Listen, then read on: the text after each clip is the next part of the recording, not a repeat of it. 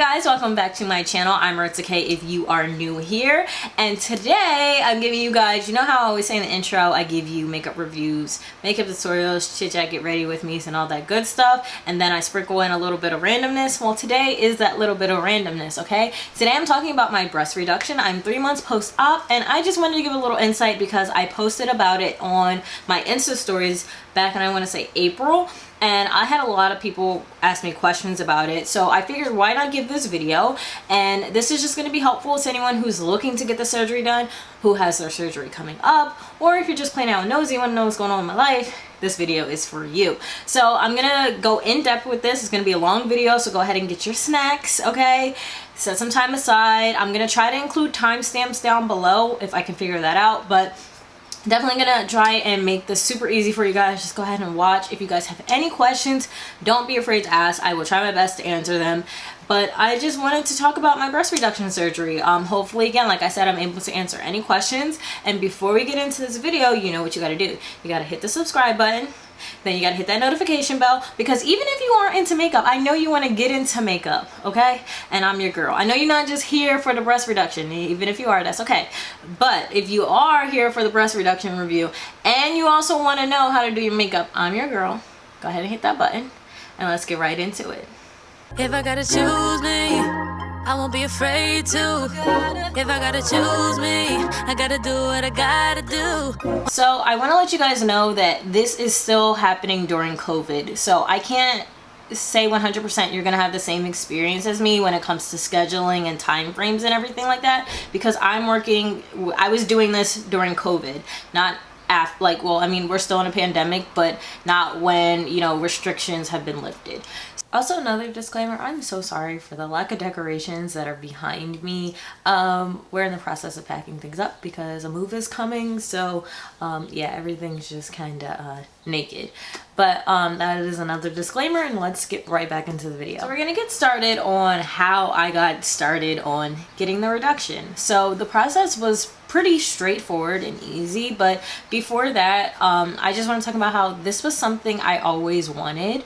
I think when I, you know, got to my senior year of high school, I realized my boobs were too big for my body and I just didn't feel proportionate in it. So I was just like, yeah, I want a breast reduction. And like, I had no idea how it was gonna happen, if I could ever pay for it in my lifetime. I just had no idea how this was gonna happen. But I knew I wanted one, and it was something I always like talked about with my friends. I kind of feel like that's something that I'm kind of like in my friends like group, and like the people I'm friends with kind of known for just saying all the time I want a breast reduction. And the joke was, like, at the time when I didn't have like any curves from like growing up and then like the gym, it was always I was gonna get my boobs reduced and then put it in my butt and my hips so I could have a butt and a hip, right? But no need for that, okay? The gym took care of that. But a breast reduction was something I always wanted, so I just decided in 2020, you know, being cooped up in quarantine, I was like, you know, it's time. Like, my boobs and back hurt so bad, I think, during quarantine, because I gained quarantine weight, that it was definitely at its peak of it hurting my back, my shoulders hurting, and I just didn't feel comfortable anymore with my big boobs. So at the start, I was a 32 triple D. I do believe that was my size. I could have been well over that, but Dr. Garber was not able to tell me exactly what my size was. He just said, you are definitely a D at least. So I can give you guys that much, that's where I was when it came to my size. So let's just get into how I started. Like, so now you guys know I'm not 25. Did I say I was 25 when I started the video? I'm 24. I got the surgery at 24, and I will be 25 in August. And let's just get into how this all started. So I actually started this by doing research, again, like I said, during quarantine, and just trying to figure out doctors. I didn't know what I was looking for. I didn't know how this procedure was gonna happen. I just knew I wanted it, just because, like I said, like, my back was starting to hurt. And then in the summer of 2020, the rash underneath my boobs, if you have big boobs, you know what I'm talking about, that started to happen. I was just like, oh, it's time. So I was just going on Google and just typing up breast reductions in New Jersey and PA and New York, just because I live in Jersey, so I figure, you know, I can either just go across the bridge to PA, I can take the train to New York. Either way, it's gonna happen, or I just drive my car somewhere in Jersey, right? So I figured that's just kind of how it was going to happen. I think in March, I was talking to one of my friends and she and I were just like, yeah, we're going to get this done this year. This is 2020, new titties. Like that was our motto. So I kind of like let it go after March. I was just like, I give up. I don't know what I'm looking for. I don't know how this is going to happen. I don't know where I'm going to get this money from. I kind of gave up. And then the summer happened. I was like, oh yeah, no. We're getting one. We're getting a reduction. So I saw a lot in Reddit threads and just other pages that had forums and threads of people just talking about going through their insurance. So I was like, well, maybe I'll see if the insurance can cover it. And I remember talking to my cousin in July, and she was like, yeah, see if your insurance can cover it, because if they can, go ahead and do it. Go for it. So I was like, all right, well, you know, it's worth a shot. So in September, I decided, you know what, it's time, after doing the color series and just realizing like a lot of my clothes didn't fit anymore. My back hurt, doing certain poses, my back would hurt. I was just like, look, let's just do it. So I wound up calling my insurance company, and just a disclaimer, I am on my dad's insurance, but if I could give every single person who wants a reduction, I would give it to you, because it is so life-changing, and we'll talk about that more in the video. But I just hate that some people have to pay out of pocket for it, because it's just like, why? Like, well, whatever. So I called my insurance and I asked them, I was like, do you guys cover breast reductions? And if you do cover it, how much do you cover it? Because, you know, some insurances may only cover 50%, 25%, 70%, whatever their requirement is, whatever they say it is. So the lady on the phone was like, all right, hold on, give me 1 second, I'll figure out for you. I was like, okay. So I'm waiting, and it was a very short wait, and she was just like, oh yeah, so we cover this 100%. I said, oh girl, say no more, say less.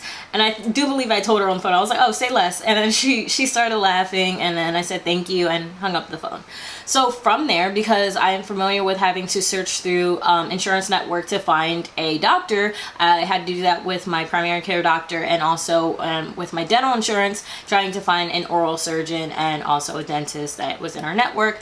I knew to go ahead and go on my insurance company's network search and find a doctor. So from there, after being on the network, I knew how to navigate it. I went ahead and had 2 requirements when it came to my doctor, when it came to picking my surgeon. That was, you had to be a black surgeon, and also the nipples could not be crooked post-surgery. Like, that is a no for me. I am 24 years old. I am okay with having permanent scars, okay? I have dark elbows, I have dark knees, I have chest acne scars, I have back acne scars, I have scars on my face, okay? Like, listen, all that, I have stretch marks. Like, I'm fine with those things, okay? That is something that I just have accepted. It never really bothered me. I never really cared for, except for my chest acne scars. But everything else, it's just like, it is what it is, you know? So nipples is where I draw the line, okay? Awkward nipples, I draw the line there.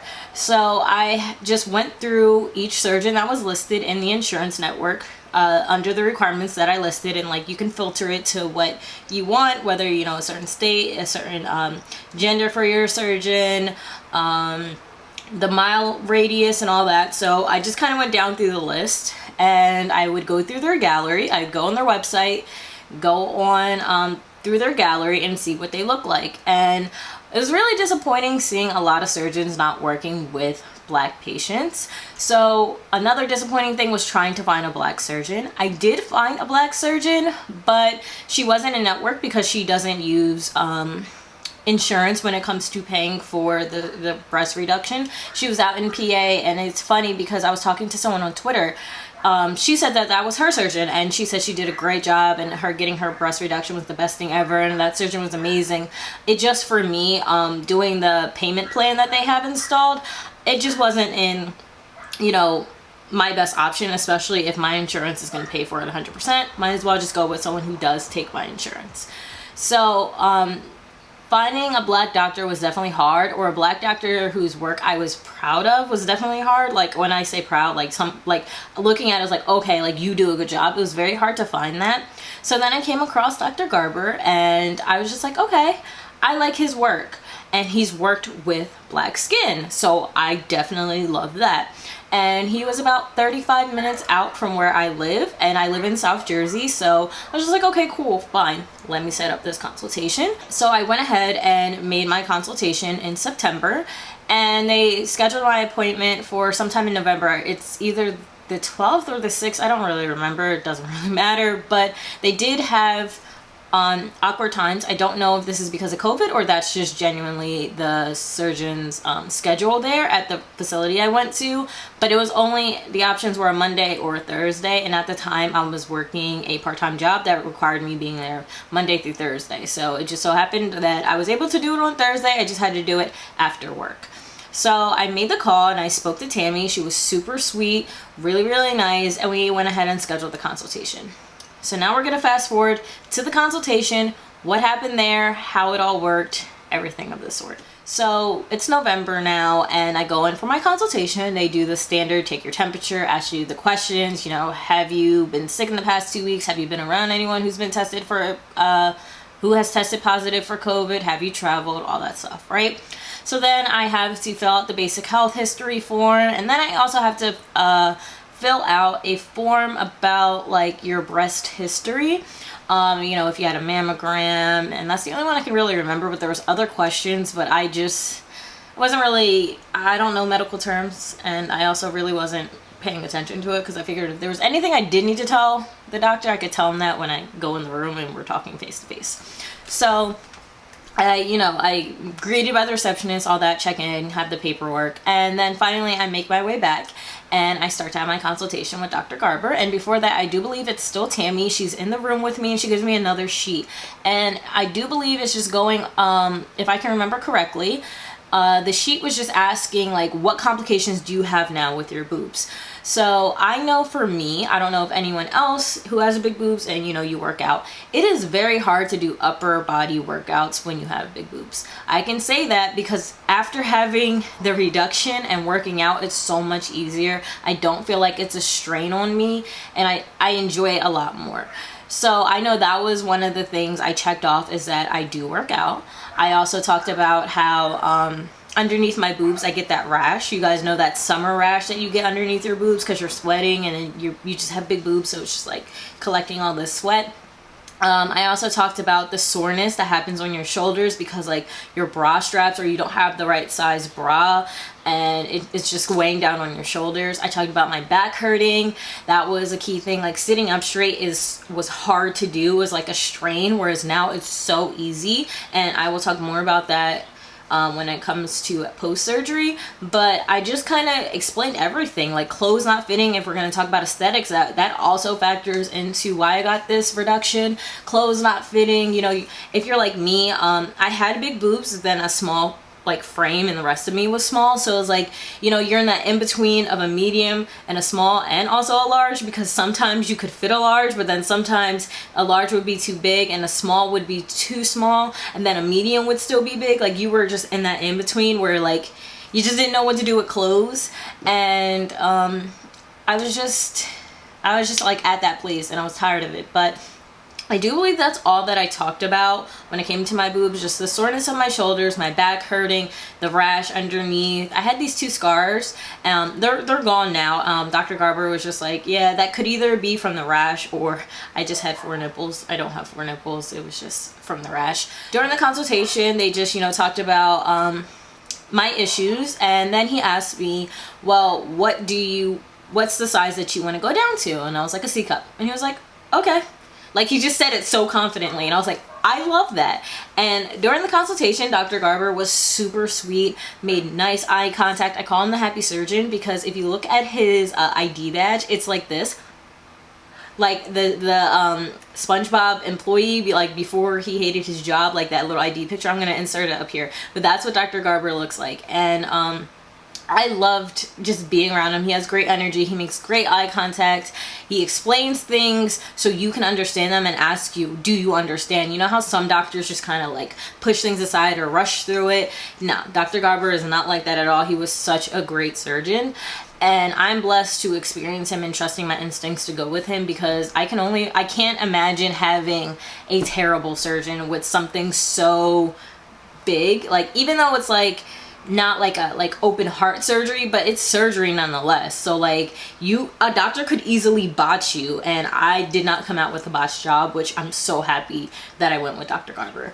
But also in the consultation, you know, they took measurements, they took photos, you know, the basic stuff that kind of goes in when it comes to a consultation for anything that requires like surgery, any like reconstruction things. I know I used to have to get x-rays for my teeth, so think of that, but it's not an x-ray, it's your boobs. So they told me after the consultation, after asking what size I want to go down to, after taking measurements, after the questions about, you know, the issues I have with my boobs, they then said, you know, just wait 6 to 8 weeks because of COVID, and insurance companies are really backed up, so just give it time before they reach out to me, letting me know if I'm approved or not. I do want to let you guys know, Dr. Garber told me something that is very, very crucial that you must know before you get your reduction. So he put it very, very simple. You're gonna go from big boobs with no scars, you're gonna, you know, you have all these problems too, but you're not gonna have any scarring, to smaller boobs with permanent scars. Now, if you are a person who does not like scarring, permanent scars, that is like an insecurity for you, I don't know what to tell you. I really don't, because you're gonna have those scars and they're gonna be permanent, and it is what it is. And if somebody don't like your body because of that, forget about them and live on, okay? Don't worry about it. It's like, it's a scar. Like, think about how many other scars you have, okay? Don't worry about that. But I know it's an insecurity for some people. I know an influencer, someone asked her if she would ever get a reduction, and she said the permanent scarring is something that, you know, she shies away from or turns her off about it. And I understand, I get it. Just for me, I don't care. I got too much scars on my body already for me to be worried about some titty scars. Like, dead ass, I'm not worried about no titty scars. So before I was approved in February, there was this weird waiting time period where I didn't know what was happening. So I blame COVID and the holiday season, and you have to remember that in December it was like peak COVID. So I can only imagine what it would be like on their end, like surgery wise, and like maybe having to postpone people's stuff. And then also insurance companies, they're probably backed up too, thinking about like all the people who had COVID, who passed away from COVID and all that stuff. So I wasn't really angry. I wasn't angry at all, actually. I wasn't annoyed. I was just more so like, hey, look, am I approved or not? Like, if I don't want this to be a ghosting type of situation. So I didn't get a call that I was approved until February. I did have to make 2 calls to their office to figure out if I was approved, and then I called the insurance to see what happened, and then the insurance company let me know that I was approved on they sent in my information on January 27th, and then just wait until then. So you may have to do that. I don't know, because again, restrictions are lifting when it comes to COVID, so you guys might not have the same experience with me. And that's not just if you choose Dr. Garber, but with any surgeon, there's a chance that you may not have that long wait, because again, this was like another peak with COVID, so it kind of makes sense why, you know, I had to wait that long. I got a call in February saying that I had been approved, and it was so cute. They left a voicemail and was like, we have good news, give us a call back. And I was like, okay, like, yes. And I have the number saved in my phone under as New Titties 2021, which is hilarious. So when I saw that, I was like, yes, I'm getting new boobs. So I then got the call, and I called them back, and this was the crazy part. This is the part I was not expecting. So I call back, and I'm talking to Tammy, and she's like, hey, yeah, so you're approved, and we have these 2 dates. So I'm like, okay. So I'm thinking, all right, it's gonna be like April, June, you know, all that. She's like, yeah, so we have March 17th and March 27th. I was like, mind you, this is the middle of February, okay? It's like the 2nd or 3rd week of February. It's definitely after Valentine's Day. So I'm like sitting here, I was like, oh shit, that's like a month, like that soon. And like, I have this problem where I try to wait things out. Like, if like, I'm one of those people who's like, okay, well, how about we take the later date because we don't know what's gonna happen. And I'm realizing I should not live my life like that. And that was like the first step of me, like, you know what, if you wanted this that bad, you better take that early date. You better take the 17th. So that's what I did. I took March 17th, and I was just like, all right, let's go. I had PostOp, and that's when Dr. Garber really went in on what was gonna happen, what I needed to do on my end, and all of that. So first thing I needed to do was remove my microdermal. I have a microdermal now. I put it I got it back into my chest, but I had one in between my chest before surgery. I had it for 5 years. I got it in 2016, and I had to remove it for surgery, obviously, because it's in the middle of my chest. They don't know if they have to work around that area and all that stuff like that, so it needs to be removed. So removing of any piercings, and I also needed to have a negative COVID test a week before the surgery. So when you think about it with COVID, you know, it's a 2-week, is it an illness or a sickness? Like, people have COVID for 2 weeks. So when you think about it, in order to not have COVID, I had to quarantine kind of for 2 weeks if I wanted a negative test before the surgery. So I didn't really have a social life, which kind of sucks for 2 weeks. I felt like I was going crazy. I definitely had cabin fever. Again, I don't know if you're gonna have that same experience with me. I had to do the old-fashioned way of, you know, quarantine.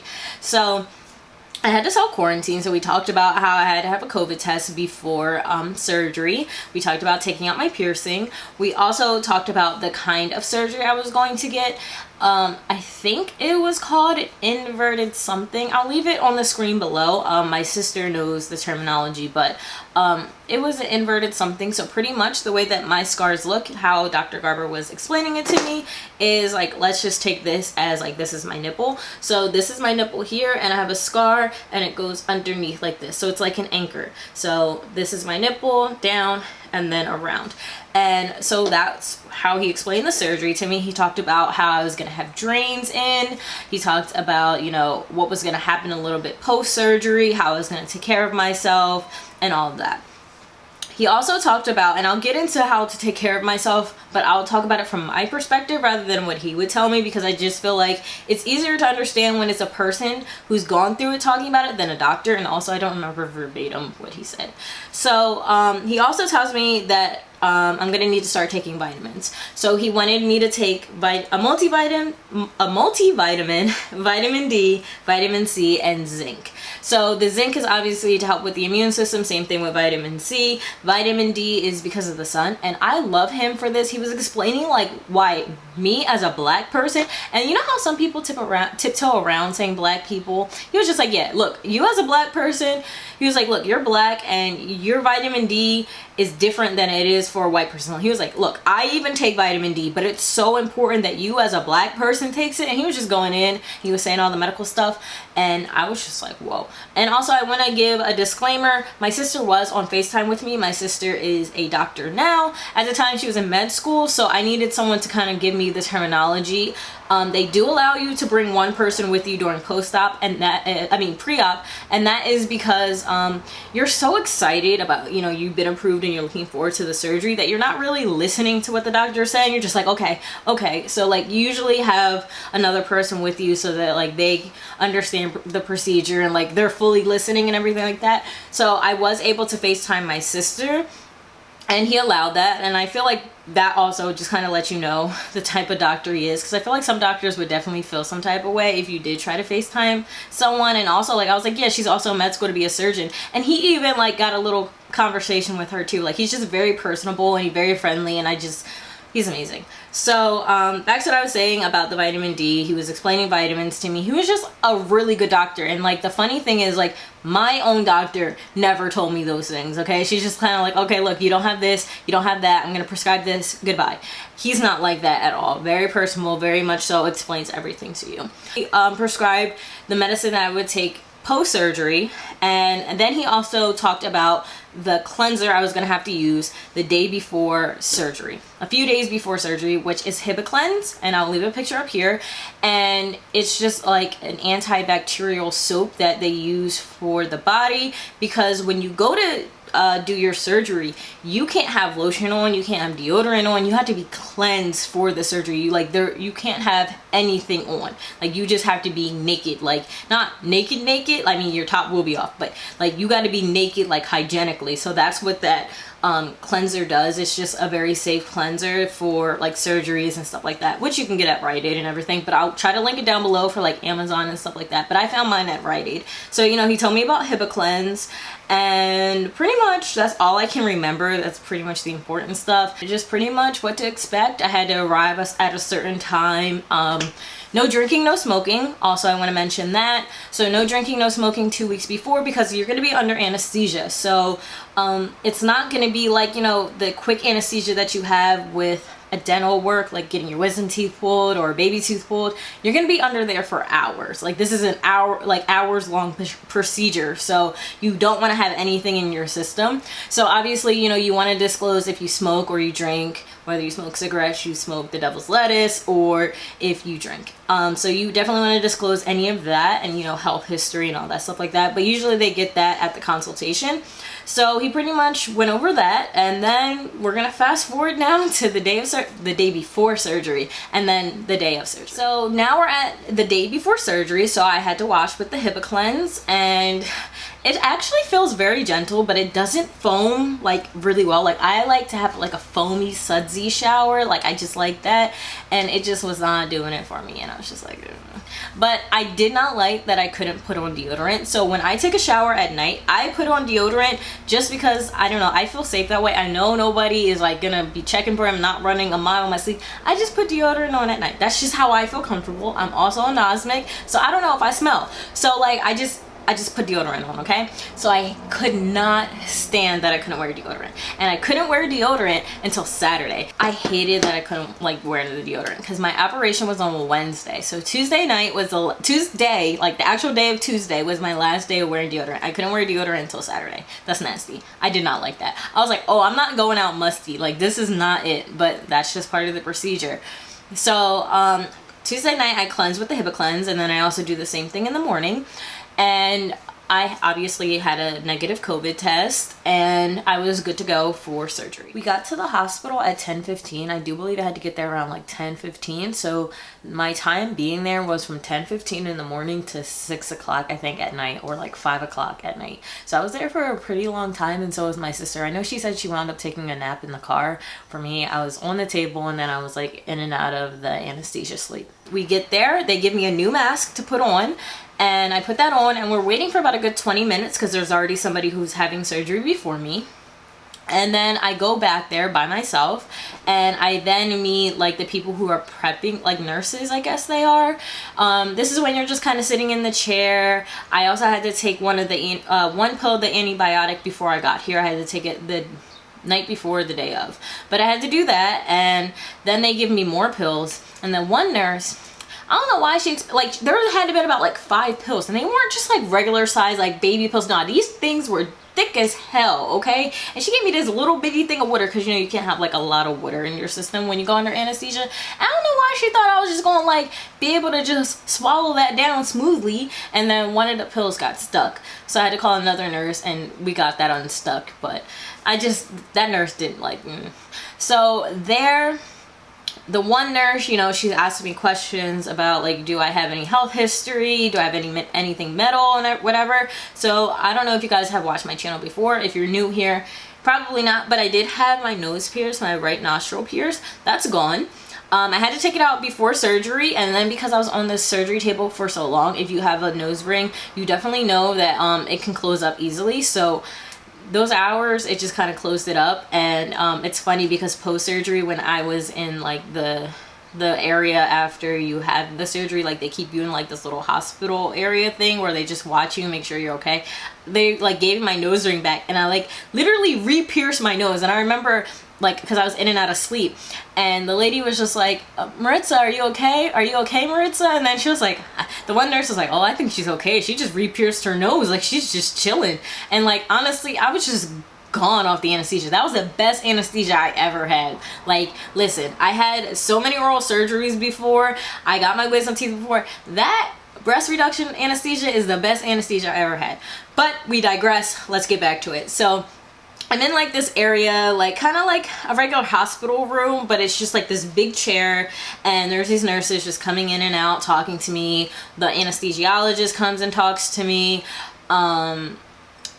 the regular nurses come and talk to me.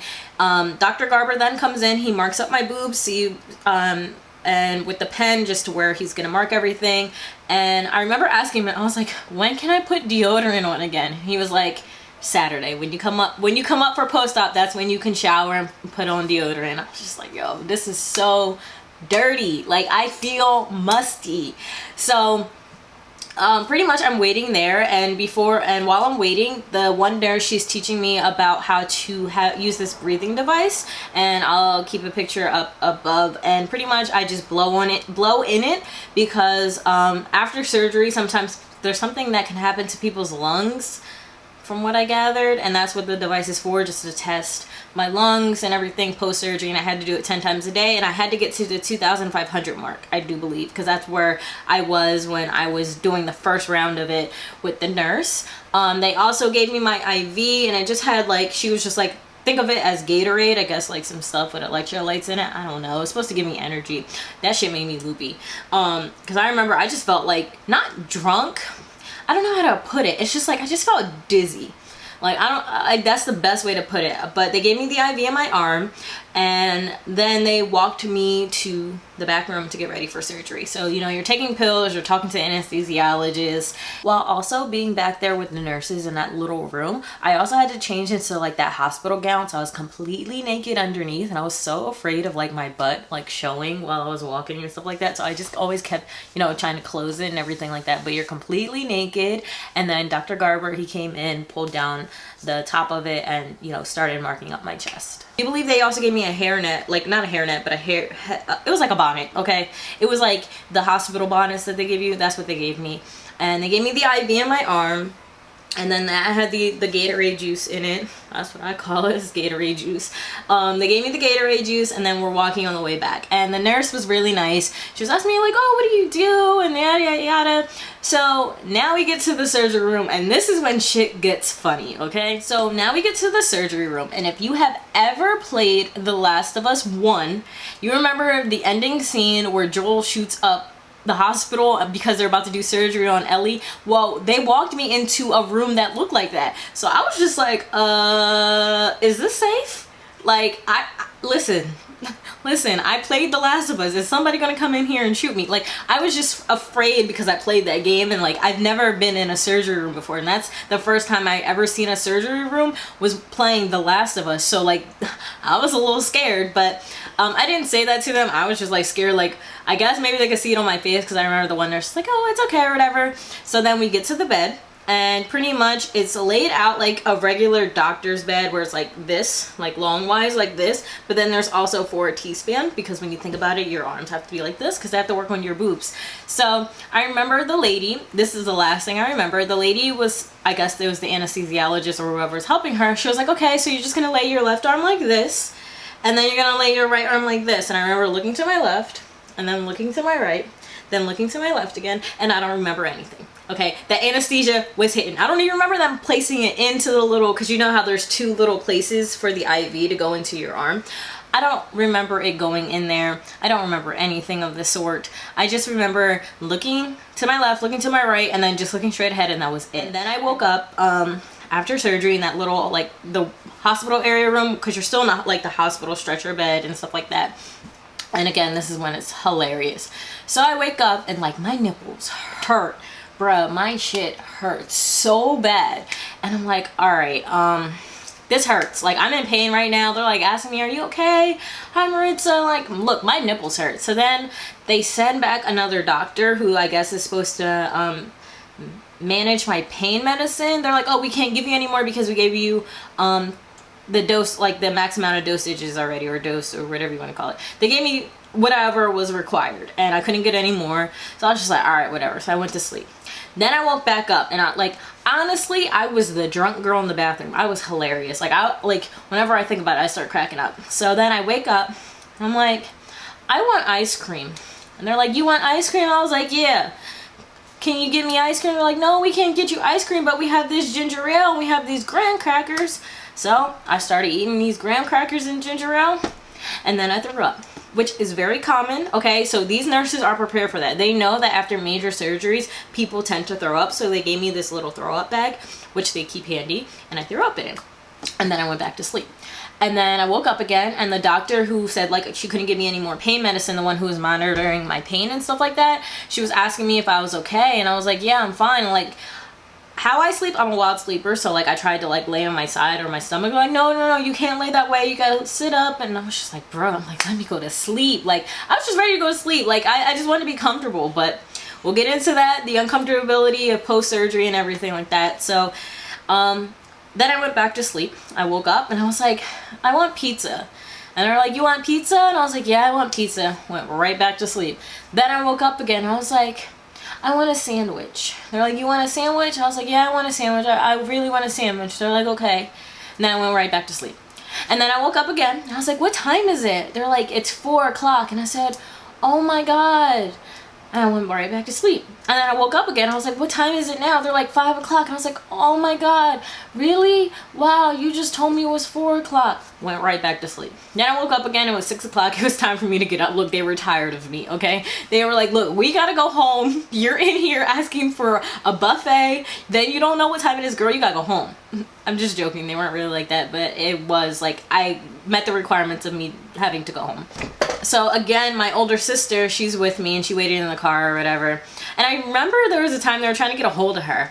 And they're like, Maritzah, who's coming to get you? I was like, my sister, Jocelyn. And then I was like, do you need her number? And I remember just reciting her number over and over again. And then I also remember, like I told you guys, I re-pierced my nose again. I was under the, like, still under the anesthesia. So, like, girl was in and out of it. I just, like, here, you want your nose piercing back? I just, like, pushed it right in and went right back to sleep. So then my sister was in the parking lot and one of the nurses was walking me back there, and she had an empty throw up bag because she knew more than likely I would throw up. And I also had one for me to go home. So on my way out, I'm walking with her and I was like, you guys are so nice. Like, Dr. Garber has the nicest staff. You guys are like the nicest nurses ever. Like, when I tell you I was the drunk girl in the bathroom, I was the drunk girl in the bathroom off of that anesthesia, okay? So then my sister, we get to my sister's car and then I throw up again. And my sister does not do well with throw up. She's just like, no. Like, oof, she hates it. But I didn't throw up in the car. I threw up when I got home laying in my bed. That's when I threw up. But after the anesthesia wore off, I was so hungry, but I didn't really eat anything. My sister and I, my sister got me some macaroni and cheese from Wawa and mashed potatoes. I barely touched that. Like, I was starving, but I just couldn't eat. So that is literally the night after surgery. I felt fine. I just felt normal, but that was because I had medicine attached to me in this fanny pack, and I will leave a picture of it above. I don't know what it's called. I want to say it's some sort of catheter, but I thought a catheter goes in like the place where you pee, but I don't know. But I do believe they also call this a catheter. But I had that attached to me that had medicine in it, but it was only supposed to last for a few more days. So I think that's why I didn't really have a lot of pain post-surgery, but girl didn't feel nothing. So then the next day is the day where everything kicked in. After surgery, they give you about 3 to 4 bags of ice so you can ice yourself, so you can reduce the swelling and also numb up the pain. So I had about 3 or 4 bags of those, and what I did was I just kept them on the sides of my boobs and then try to cover like my nipple area, because my nipple area was the most sensitive part. So keeping ice on you, bags of ice, maybe get like a couple more ice packs if you can. I didn't think to do that because I wasn't thinking, so I wish I had more ice packs, but icing myself or also the itching was something I tried to do, which didn't really help. So I talk more about that when I talk about the itching, but I did try to use the ice packs to help reduce the itching as well. So I wake up and I just feel sore. So I have, the bandages wrapped around like a mummy around my chest, and I have the drains, so I'll leave a picture of the drains. I had that attached to me, and I remember getting up I moved myself to my sister's bed, but I remember getting up out of the bed and I was like hunched over like this. And I'm like, why am I hunched over like this? Like, why am I standing like this? And I realized for the longest I had walked hunched because my boobs just weighed me down. Like, I didn't realize, like, I knew I didn't stand up straight, but I didn't know it was that bad. But I immediately felt that difference. So I was able to just lift myself up straight. And I was like, oh my God, this doesn't hurt. Like, what is this? Like, I did not feel any pain trying to stand up straight, nothing. Like, I just felt normal. And so I did have a little bit of soreness and pain, and I'm going to show you a pillow that they did give me on my way out for PostOp. Well, yeah, PostOp. I will show you that in 1 second. I got to go grab it. They gave me this pillow that has this meter on it that pretty much goes from pain scale of 0 to 10. And pretty much you can just hug it to really help the pain and just like stop the pressure. I didn't really use this. I used it as a regular pillow. I didn't use it for what it's intended to because I didn't have that much pain. I realized I have a pretty high tolerance for pain besides my nipples. While I'm home, again, I can't shower. I can give myself like a sponge bath with like a washcloth underneath my arms and my private areas, but I can't like take a shower yet because I still have the bandages on. So my surgery was Wednesday, so this is Thursday. Thursday through Saturday, I'm pretty sore. I can't lift my arms or anything. You're not supposed to. No reaching. What else? No strenuous activity, pretty much. You're just supposed to be on bed rest, which was a killer for me because I don't know how to sit down. Like, I always have to be doing something until recent. Like, that is what taught me how to sit down. Like, before that, I was just a goer. Like, I didn't know rest. And being forced to know rest taught me how valuable resting is. So, it was definitely uncomfortable for me. I know, talking to some of my friends, I'm like, I just want this to be over. I just want to, you know, get back to doing what I'm doing. So, I was just pretty much on bed rest. I could eat whatever I wanted at this point. Friday, I go and see Corinne, who is the post-op doctor. And this is where we take off the bandages. So I'm excited. So there they take off my bandages, but they don't want you to look. And I think that's because some people get psyched out and they're like, oh my God, what did you do to me? No, I was like, look, I want to see what you did to me. Like, what did we do? Because like, I'm one of those people, I wanted my wisdom teeth, has nothing to do with my boobs, but I got my wisdom teeth pulled last month and I wanted them, but in Jersey, they don't allow you it. They actually incinerate them. Isn't that what it's called? Incinerating? Whatever it is when you set things on fire, that's what they do. They burn your teeth. So I didn't get to keep my wisdom teeth. So I did want to see what my actual like boobs look like directly after surgery, but you know, they don't want you to look, but I looked anyway. I was gonna look anyway. So then Corinne comes in and she just starts to talk to me about like how I feel, how are you feeling? And they take the bandages off and then they give me a bra, and it is the surgical bra, and it was $15. I was also able to find on Amazon similar bras like that, and I'm gonna put on the surgical bra because I still wear them. I was not allowed, and I'm still not allowed to wear any sort of underwire bra. I can wear bralettes, I can wear sports bras or bras with no underwire, but nothing with underwire. Pretty much they want to know how you're feeling and everything like that. Look, I'm like, good, I'm fine, but like, I want to wrap this up. So I asked her, is it okay if I can start smoking the devil's lettuce again? She's like, yeah, you can smoke again. So I was like, all right, cool, because I was definitely starting to feel like irritated with my boobs, because like, you know, when you're like healing or like you have a scar and it's just there and you can feel it, and it's just like, I was so over it. So I was like, look, smoking the devil's lettuce helps me go to sleep, so let me see how it helps with pain, because some people do use it to manage pain. So she cleared me for that, and I got the surgical bra, which I'm gonna put on in just a minute, and I still wear them, and I bought a couple off of Amazon, which I will link down below, and then they also allow you to look at your new boobs. So that's where I was at, and now I can finally take a shower, put deodorant on, and all that stuff. But it's so different now trying to take a shower post-surgery. So I'm going to get into how to take a shower, but first I'm going to show you the bra. So this is the bra. It's so comfortable. Like, I don't know if I'm going to go back to underwires, but there are hooks in the front so you can make it as tight as you want. But they give you this bra, and you buy it. It's $15. And this is what they give me. Mine is in a size 36. So if you don't know your bra size, don't worry about it. They're gonna measure you to it. They have these handy, and then you just pay for it. But that was just for my surgeon. I don't know if all surgeons do that, but that's at least what my surgeon did. Hopefully all surgeons do that, because it's just very nice to do. But they give you this post-surgery bra, and you're supposed to wear it or similar bras like it for the next 2 weeks. Now we're at Saturday, which is the day after I saw Corinne and spoke to her. I couldn't take a shower that night. I wanted to, but I couldn't. So now it's Saturday, and the only reason why I couldn't take a shower is because that medicine that was in that fanny pack that I'm showing you, that I showed you guys a picture of, and I'll put it up again, that wasn't going to run out until Saturday. So that's when I was able to take a shower. Time to take out my drains. And I was just like, what the hell? Like, I'm scared. Like, what if I mess this up? What if I break a stitch? Like, I am that person. I will overthink myself and start panicking. So I lined up calling Dr. Garber, and he stays on the phone with me from beginning to end until I take out the drains. And I pretty much just have to pull down. The right one was easy to take out. The left one, that one hurt. I could feel taking out that drain.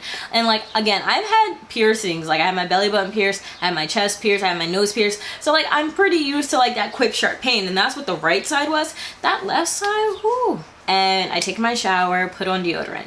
But while I take my shower, I have to wash gently with a washcloth, and I still use the HIPAA cleanse just because I'm not sure if my skin is going to take well to having surgery and a scented soap. So I'm still using the HIPAA cleanse. Separate washcloth that I changed out every other day for a different one, just so the area wouldn't get infected. And I just tried to keep the area very clean. I had to be gentle. I do believe I wasn't allowed to use like those loofah sponges. I use a body brush in the shower to cleanse my body, so I just focused that on like the areas like my arms.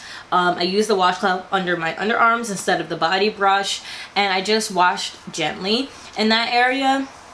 And I will have a picture of like the tape from what it will look like. You're not supposed to lift up the surgical tape that's still left on you. You have to let that come off. They're going to take it off, and some parts will fall off on its own as like the more you cleanse and sweating and stuff like that, but you're not allowed to remove any surgical tape.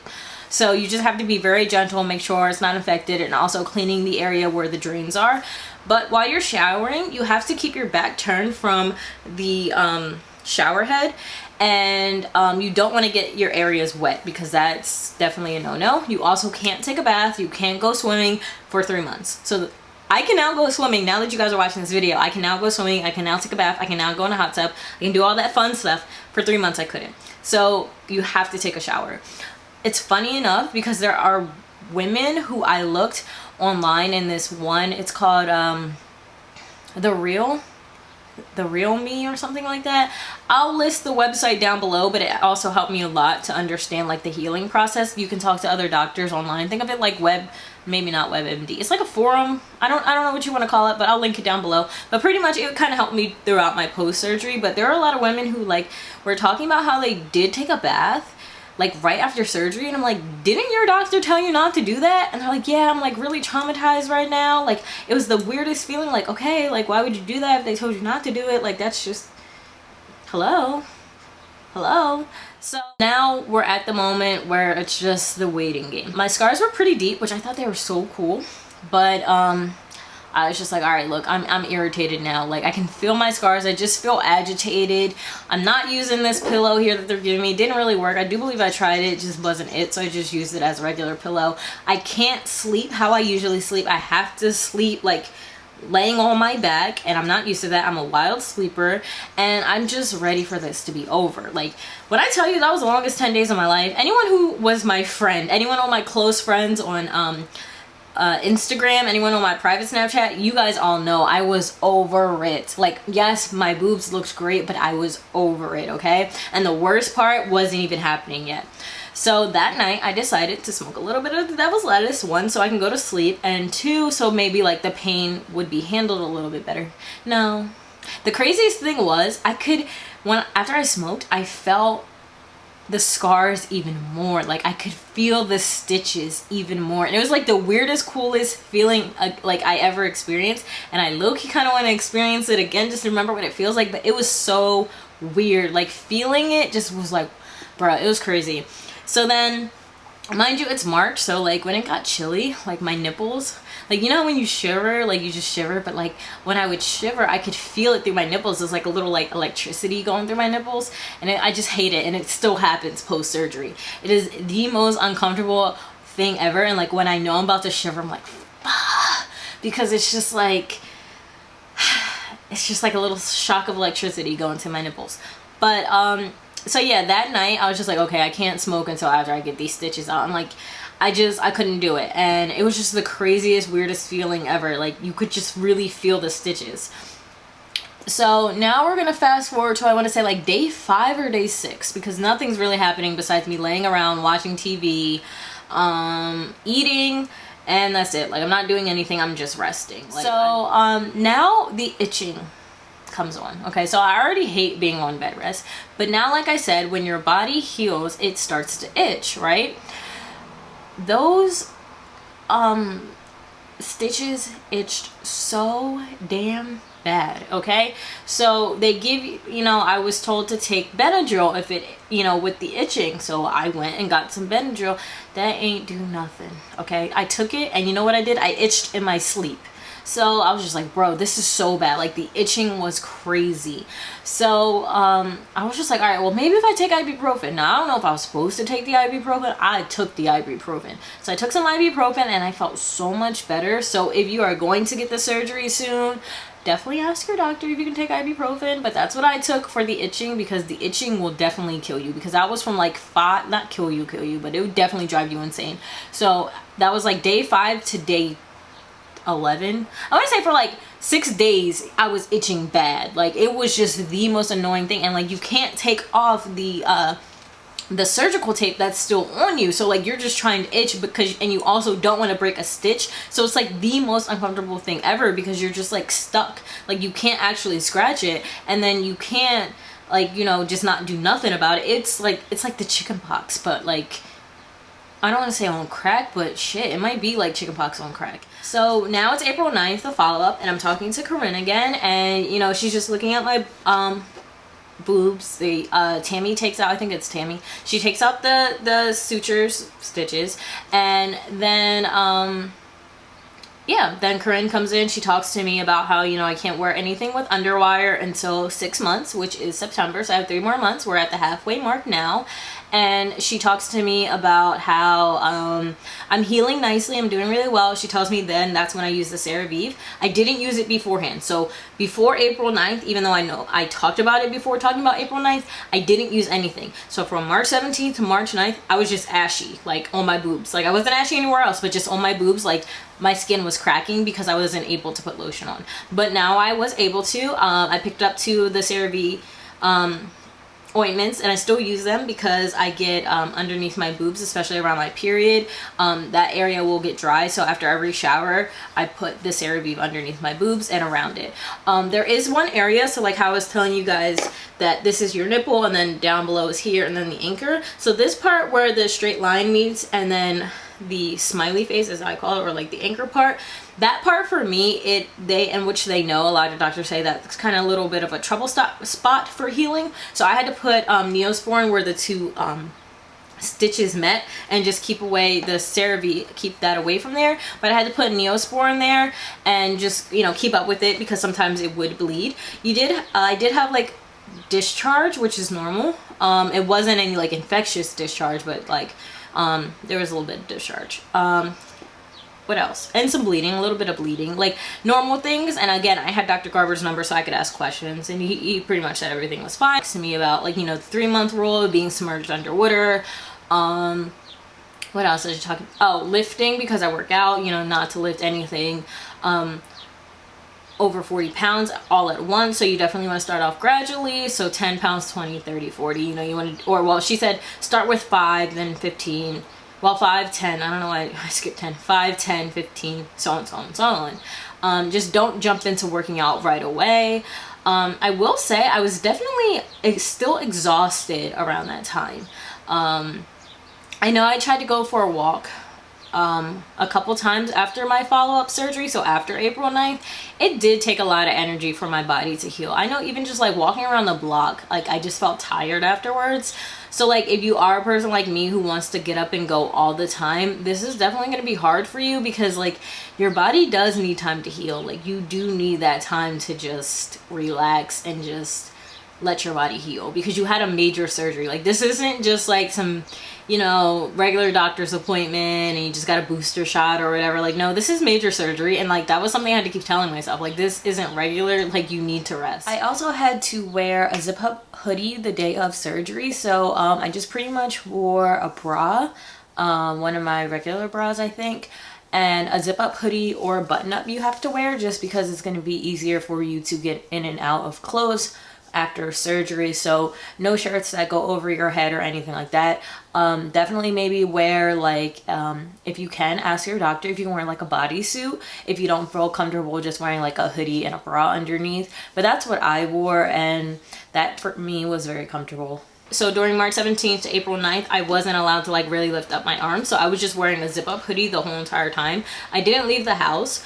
I couldn't drive. I did drive to my follow-up appointment, but you know, the first couple weeks you're not able to drive. The first 2 weeks you can't really drive. So I was just wearing a zip up hoodie because you're not supposed to lift your arms over your head, so I couldn't really put on a shirt. So I told you guys, like, right after surgery, you're not allowed to wear anything that goes over your head because you can't lift your arms up. So on April 9th, my follow-up appointment, I was able to start wearing shirts that go over my head. I also was told once I got to 3 months, which is today, I was able to start wearing no bra when I go to bed, but I have to wear a bra all day, every day, because that's just what the requirements are. And just to give like the boob support, it still needs the support because it's still like shaping and it's not fully healed yet, so that's why I have to wear a bra during the day. There have been some days where I've been in a tube top and haven't worn a bra, and that's just like on the really hot days, but it's not a lot of days that I have done that. So it's pretty much, I maybe can count on one hand how many times I've done that. But if you are coming right after surgery, definitely talk to your doctor and see what you can wear if you're having surgery soon this summer, because I know some people, you know, want to wear like tube tops and tank tops and everything like that. And even when I do wear tank tops, like spaghetti strap tank tops, I do still wear this bra underneath. Not this one per se, but like another surgical bra or a bra that clips in the front. I do still wear that. I was also cleared, like I said, to wear sports bras and bralettes. I don't have to always wear a bra that clips in the front. I can have wireless bras that like clip in the back, as long as it's wire free.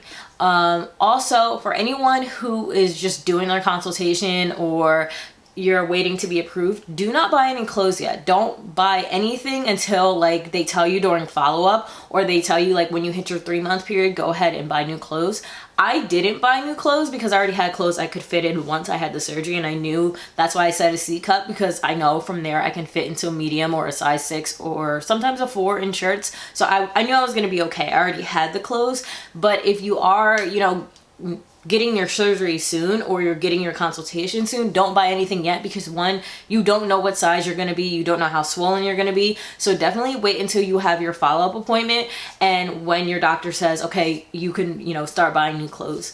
It was just the perfect timing that I got this in March, and I can have my hot girl summer. I can be outside, you know what I mean? Like, it was perfect timing. I did buy bathing suits in April, but again, I already knew, like, okay, like, I can fit into this with a medium or large. But you know, Shein, again, like we said, it only covers half of a quarter of a nipple. So even though I knew I could fit into a medium, a Shein medium is not a regular medium. But again, if you are just starting out in the process, don't buy new clothes until you're told to buy new clothes. Because again, like I said, you don't know what size you're going to be. You don't know how swollen you're going to be. You don't know anything. So wait until after surgery, after your follow-up, when you're cleared, and then go ahead and start buying new clothes. Bodysuits are also a good way of getting dressed, because especially the ones that like close at the crotch area, and even if it doesn't close at the crotch area, because you have to step into it and pull it up, you're fine. So definitely maybe get a lot of bodysuits,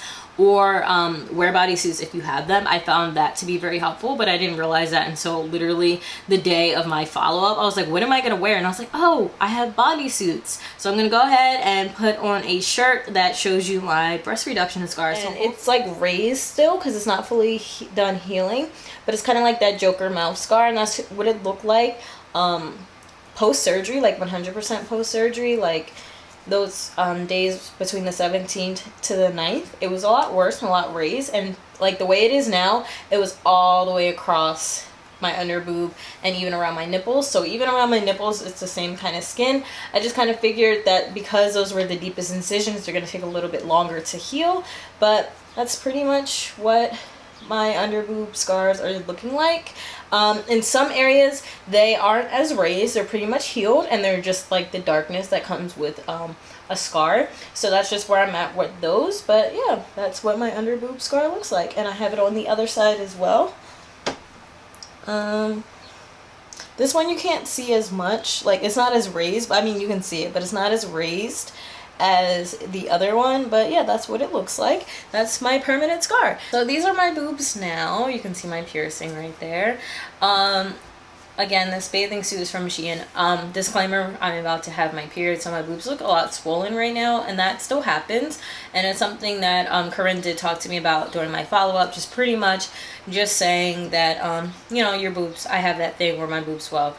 I think a lot of women have that, where your boobs swell during your period. But this is what my boobs look like now. I'm very happy. This bathing suit top is from Shein, and we know Shein hardly covers an areola. So, but your girl can definitely now go swimming. I have all the bathing suits ready to go, as you can see with this Shein one. I don't really swim, but I can be in a hot tub and be cute and stuff like that. I can definitely be submerged in water now. So yeah, that is pretty much it for my breast reductions. Just going through the motions with you guys. I will say I definitely feel a lot more confident in certain shirts now, and like bikini tops where I don't feel like I'm all boob, because I know if you got big boobs, sometimes you just be like, well, damn, why do I gotta be all titty right now? Like, you just like, for real? Like, I get it. Like, that is really how I feel sometimes, where it's just like, I would like this shirt if my boobs look smaller, and all the shirts that I like now, I feel like they're perfect, and it was really the best decision of my life.